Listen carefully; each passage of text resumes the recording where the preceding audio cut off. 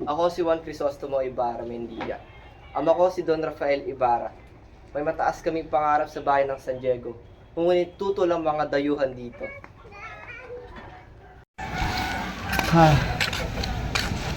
Di pa rin nagbabagong bayan San Diego.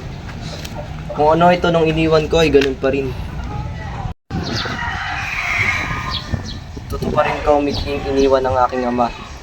Papatayo ako ng paaralan para sa lahat. Mahirap man o mayaman.